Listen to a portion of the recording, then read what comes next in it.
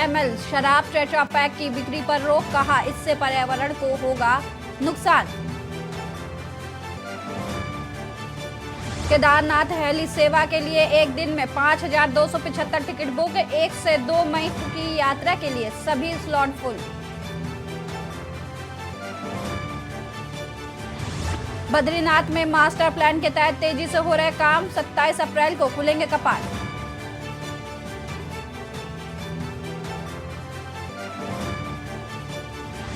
उत्तराखंड में पारा बढ़ते ही बिजली की मांग में आई उछाल, डिमांड सप्लाई के असंतुलन के कारण कटौती शुरू।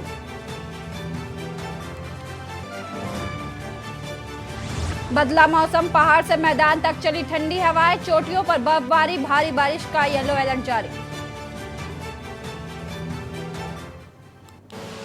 आप देख रहे हैं के न्यूज, खबरों का सारथी।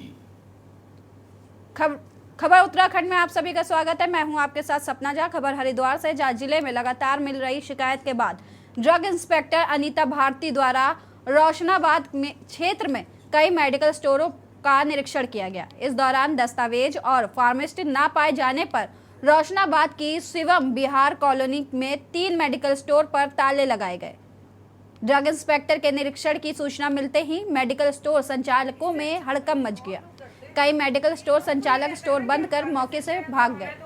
जो है लाइसेंस मिल ही जाएगा। लाइसेंस है।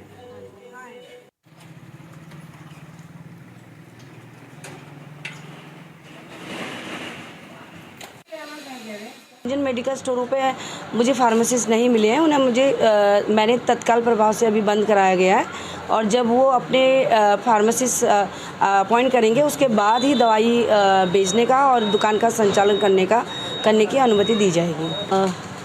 निरीक्षण के दौरान अगर कोई मेडिकल स्टोर बिना फार्मासिस्ट के चलता हुआ पाया जाता है तो उसे तत्काल बंद तो कराया जाता है, और कई लोग ऐसे हैं जो कि बिना मेडिकल स्टोर के दवाइयों का विक्रय कर रहे हैं, तो ऐसे मैं उनको एक चांस दिया जाता है कि वो अपना जो है कार्य को सुधारें। अगर नहीं करते हैं तो लाइसेंस कैंसिल करने की संस्तुति की जाती है। जिला हरिद्वार में आगामी 4 धाम यात्रा को लेकर पुलिस और जिला प्रशासन ने पूरी तरह से तैयारी कर ली है।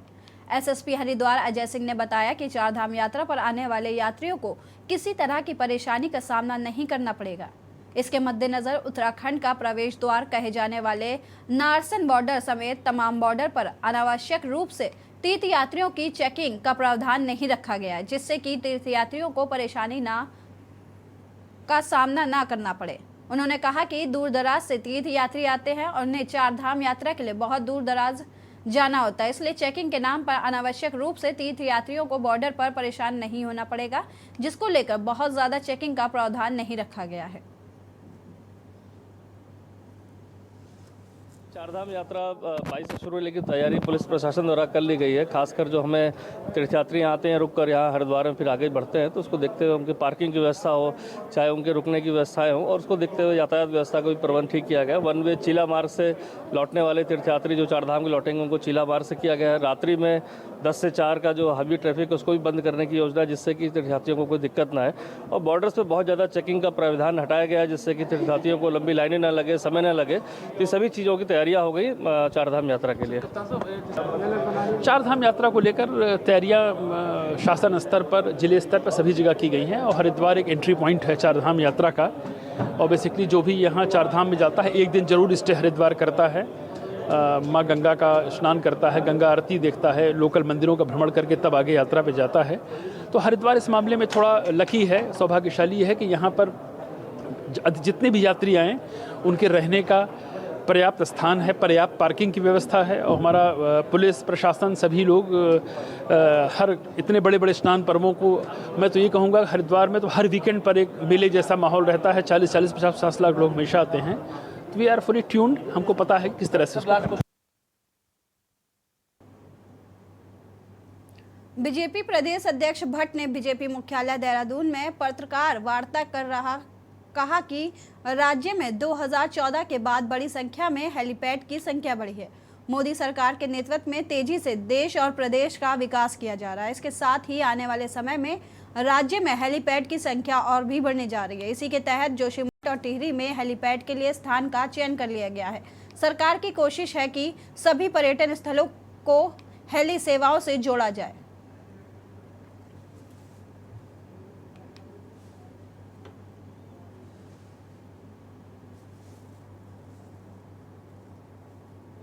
चौदह से पहले उत्तराखंड के अंदर जोली ग्रांट के अलावा एक अपना है जो हवाई पट्टी है, कुमाऊं में एक थी, एक पिथौरागढ़ आई, एक चिन्याली आज पहली बार उन हवाई पट्टी में सेवाएं प्रारंभ हुई है। ठीक है, कुछ कारणवश कभी रुकती है कभी चलती है, लेकिन चल रही है।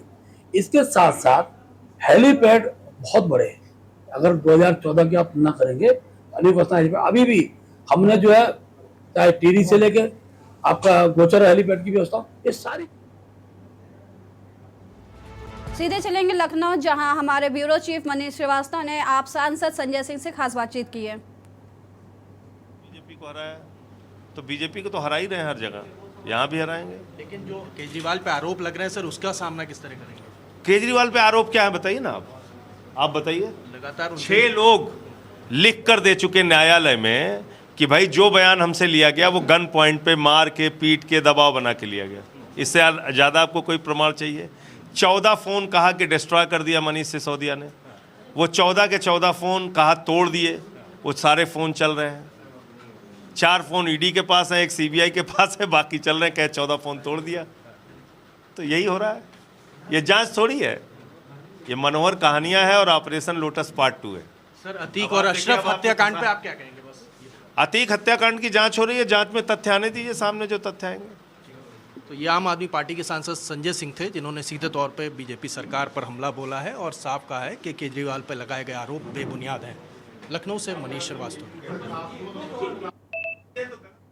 खबर चमोली से, जहां देश की आज़ादी के बाद सन 1948 नैनीसैण कपीरी काटाकोट इलाके में लोगों ने भी अपने बच्चों को शिक्षा देने स्कूल खोलने की ठानी। उस दौर के लोगों ने श्रमदान करने के साथ अपनी जमीन की भी दान करके एक जूनियर स्तर स्कूल की स्थापना की। फिर स्कूल उच्च स्तर माध्यमिक विद्यालय के बाद इंटर स्तर पर उच्चीकरण के बाद 2021 में अटल उत्कृष्ट राजकीय इंटर कॉलेज नैनीसैण के रूप में हुआ। 75वीं वर्षगांठ पर विभिन्न क्षेत्रों में देश विदेश में सेवाएं दे रहे पूर्व छात्रों, जिसमें major general doctor Gopal Krishna Thapliyal, doctor Anil Juyal ने विद्यालय में आकर उस विद्यालय का गौरव बढ़ाया।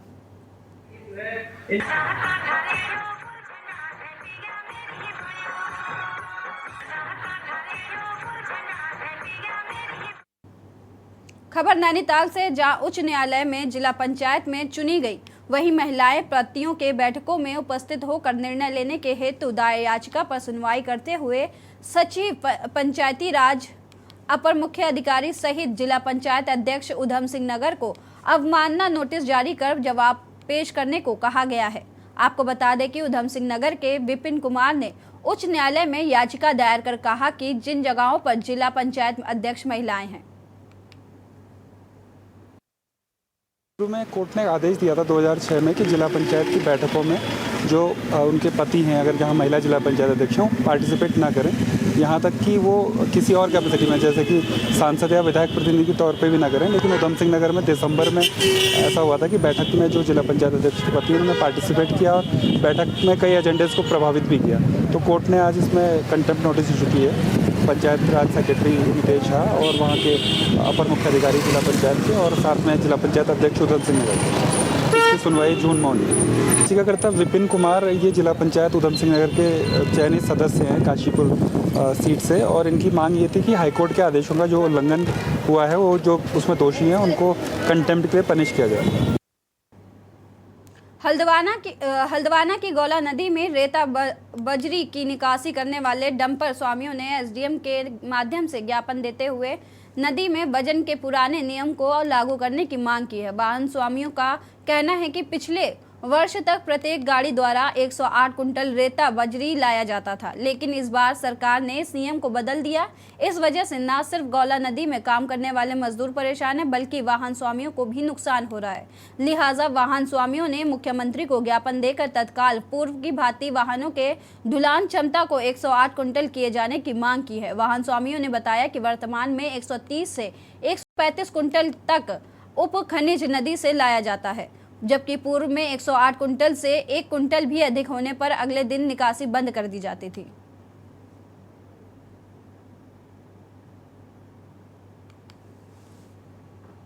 तो गोला एक बहुत अच्छी तरीके से चल रही थी।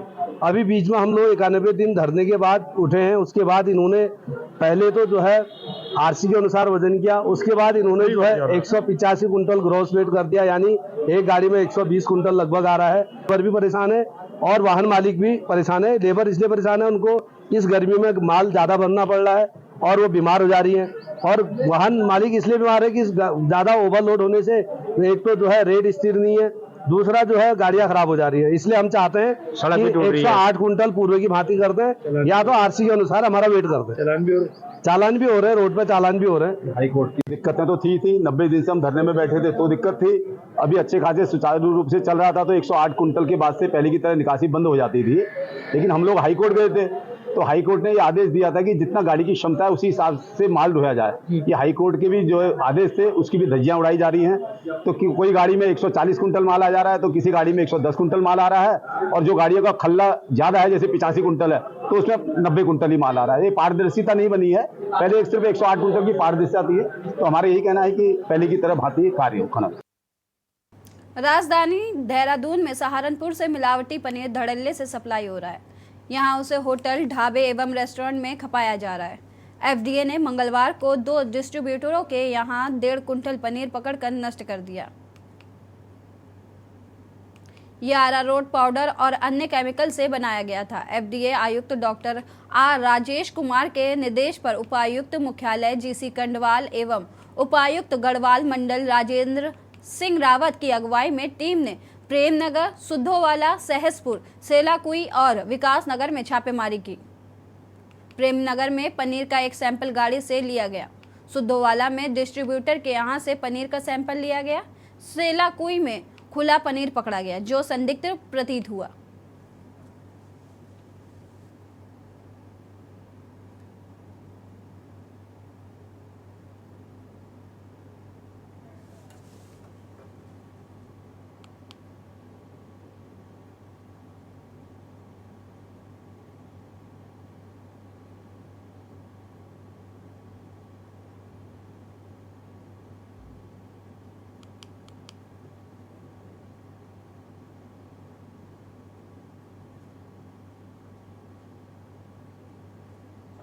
उत्तराखंड को इलेक्ट्रिक बस के रूप में बड़ी राहत मिल सकती है।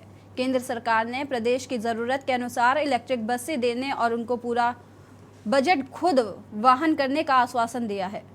उत्तराखंड के परिवहन मंत्री चंदन रामदास ने कहा कि केंद्रीय सड़क परिवहन एवं राष्ट्रीय राजमार्ग मंत्री नितिन गडकरी ने सभी राज्यों को ज़रूरत के अनुसार प्रस्ताव तैयार करने को कहा है। रामदास ने बताया कि केंद्र सरकार जल्द ही इस पर कार्रवाई शुरू करेगी। आपको बता दें कि दिल्ली में सोमवार को गडकरी की अध्यक्षता में सभी राज्यों के परिवहन मंत्री और परिवहन सचिवों की बैठक में रामदास ने ये मामला उठाया था। उत्तराखंड सरकार ने 5 प्रमुख शहरों में 200 ई बसें चलाने के प्रस्ताव केंद्र सरकार को दिया है। इसके लिए 200 करोड़ रुपए की आर्थिक सहायता मांगी गई है। बैठक में रामदास ने उत्तराखंड में सड़क हादसों की रोकथाम के लिए किए गए प्रयासों की भी जानकारी दी।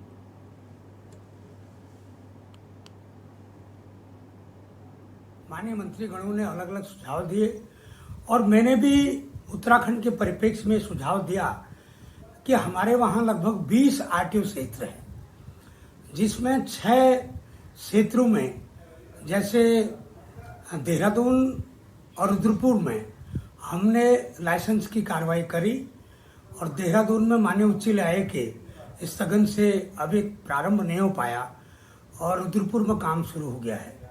ऋषिकेश और कोटद्वार में भी हम निजी क्षेत्र में हम फिटनेस सेंटर शुरू कर रहे हैं, जिसमें लाइसेंस की कार्रवाई हमने शुरू कर दी है और हरिद्वार और हल्द्वानी में भी लाइसेंस की कार्रवाई गतिमान है। पौड़ी जनपद की चौबट्टा खाल विधानसभा के एकेश्वर ब्लॉक के अंतर्गत केसरपुर के पास वन क्षेत्र में शरारती तत्वों द्वारा वन संपदा पर आग लगाने की घटना को अंजाम दिया गया। जंगल की आग आवासीय बस्ती की ओर पहुंची, जिस पर ग्रामीणों ने आग को एक गौशाला के पास पहुंचने की भावना को देखते हुए आग को बुझाने का प्रयास किया। वहीं ग्रामीणों द्वारा सूचना दिए जाने पर उप जिला अधिकारी संदीप कुमार भी घटनास्थल पर पहुंचे। वहीं अग्निशमन सेवा केंद्र पौड़ी को भी सूचित किया गया।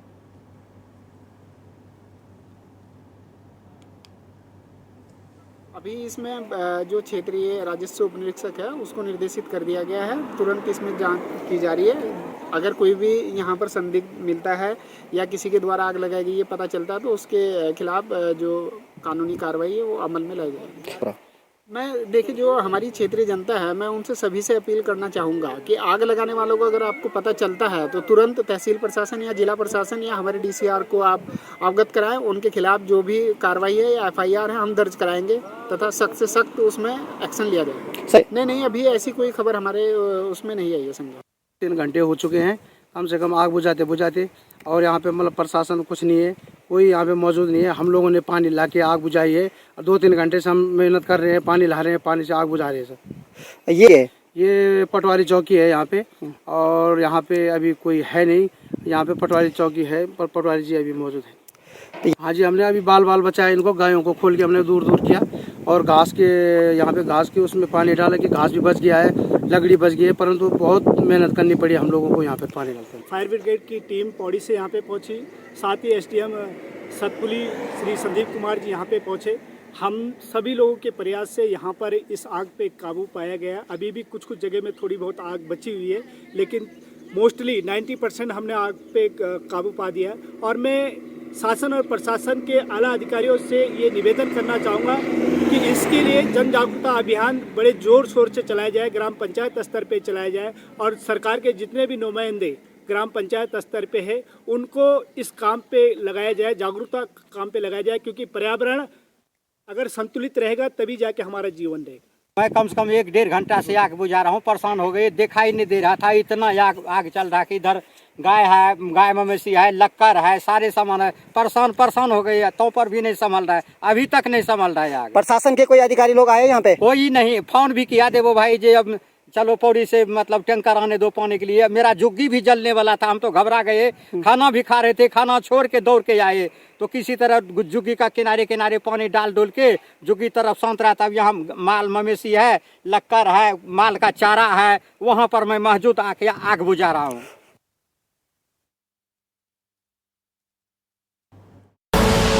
आप देख रहे हैं के न्यूज, खबरों का सारथी। ब्रेक के बाद आप सभी का एक बार फिर से स्वागत है। बढ़ते हैं खबरों की ओर। खबर डोईवाला से है, जहां दूधली गांव की सुषमा नदी से सटे कैमरी गांव की आबादी को बरसात में नदी में आने वाली बाढ़ से बचाने के लिए नदी तट पर बाढ़ सुरक्षा कार्य के तहत सुरक्षा दीवार का निर्माण कार्य शुरू हो गया है। वहीं डोईवाला के विधायक ब्रजभूषण गौरेलो ने निर्माण कार्य की आधारशिला रखते हुए कहा कि गांव को नदी की बाढ़ से बचाने के लिए उत्तराखंड सरकार के द्वारा 4 करोड़ रुपए लागत से यह निर्माण कार्य शुरू हो रहा है।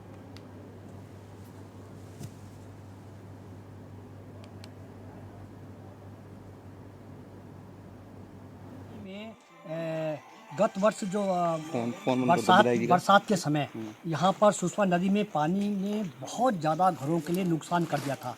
काफ़ी घर हमारे क्षतिग्रस्त हो गए थे, काफ़ी उसमें पूरा लैंड का इरोजन हो रहा था, लगातार खतरा हो गया था, कई घरों के लिए बहुत ही ज़्यादा स्थिति बहुत ख़राब हो गई थी। तो मैं उस समय आया था, मेरे साथ विभाग के सिंचाई विभाग के अभियंता भी आए थे, मेरे जनप्रतिनिधि सब कमल जी वगैरह, ये सब हमारे प्रधान जी श्याम सिंह जी, सभी लोग यहाँ पर आकर के हम लोग सुबह आए थे। तो हमने पहले तो गाँव के लोगों को सुरक्षित स्थान पर पहुँचाने का काम किया कि भाई इनको पहले सुरक्षित स्थानों पर पहुँचाया जाए।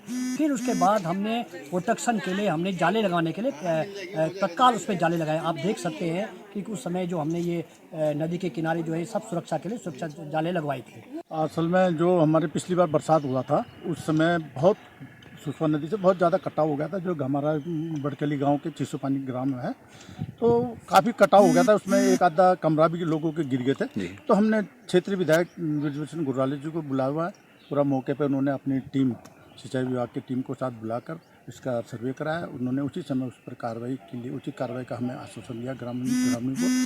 तो उसका फल है जो आज इतने जल्दी बरसात से पहले इस कार्य को शुरू किया जा रहा है, जिसमें जगह जगह पर मेरे ख्याल से इस साइड में 180 मीटर है, पार जो त्यागी गार्डन है उधर 150 मीटर है।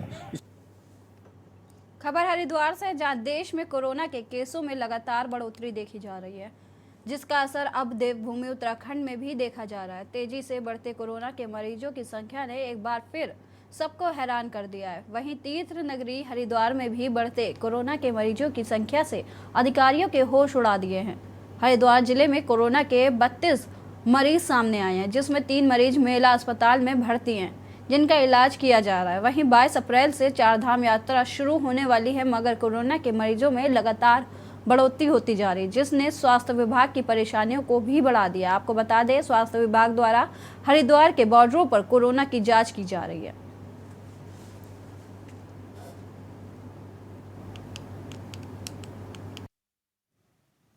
कोविड के केस डेफिनेटली थोड़े से तो खैर बढ़ रहे हैं और एक्टिव केस हमारे यहाँ 32 हैं टोटल।